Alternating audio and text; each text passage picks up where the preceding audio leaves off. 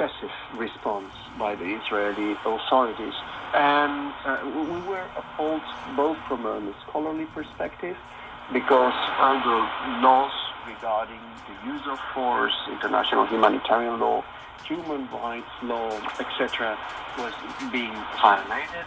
But at the same time, we were appalled as human beings. This is not something that happened 10 years ago, 20 years ago, 50 years ago. This is something that is happening now, that is ongoing. And the violation of international law is ongoing. And the death and suffering, despicable suffering of innocent civilians is ongoing. And will be ongoing until who knows when. So, as scientists, we also have the duty to call out when things are not right. And here, it's evident that things are not being done properly and that numerous violations of international law are being committed. Antonio Guterres, General Secretary of the UN, made some declarations in which he recognized that the attacks perpetrated by Hamas did not come from nothing. The Palestinian people have been subjected to 56 years of suffocating occupation, he said. You include these declarations and agree that Israel has been illegally occupying Palestinian territory since 1967.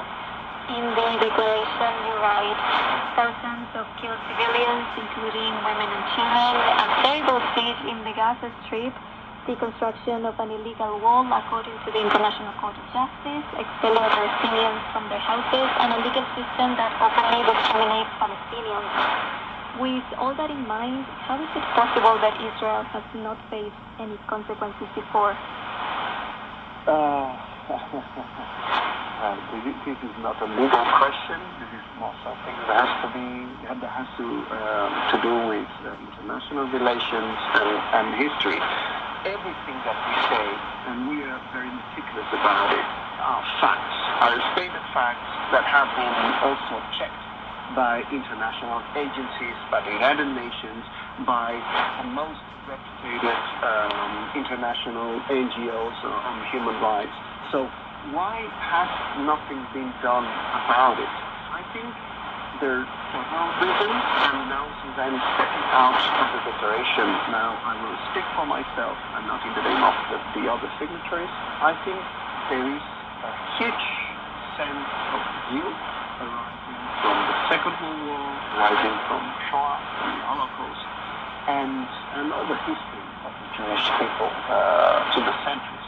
I mean, here in Spain, we expelled all the Jewish at the end of the 15th century. It's a persecution that has happened all through the centuries until the 20th century, and the paroxysm of this persecution with Shoah, which is despicable and is like the paradigm of genocide in the minds of many people.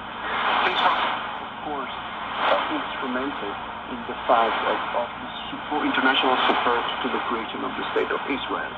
So people were not very keen on stopping Israel from conducting those acts, because they felt maybe somehow they had suffered so much that they were entitled to defend themselves.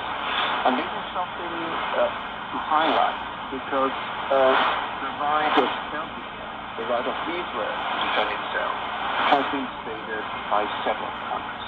And of course, anyone that is attacked has a right to self-defense, both in terms of law, international law. It is recognized, actually, that you can protect yourself and use force whenever you are under attack. But this use of force is restricted. It's not an unlimited capacity to use force to destroy anyone. It is a right to self-defense that needs two conditions. It has to be immediate, and in this case, this has been respected because the answer was immediate. But there are other two conditions that have not been respected. One of the conditions is proportionality.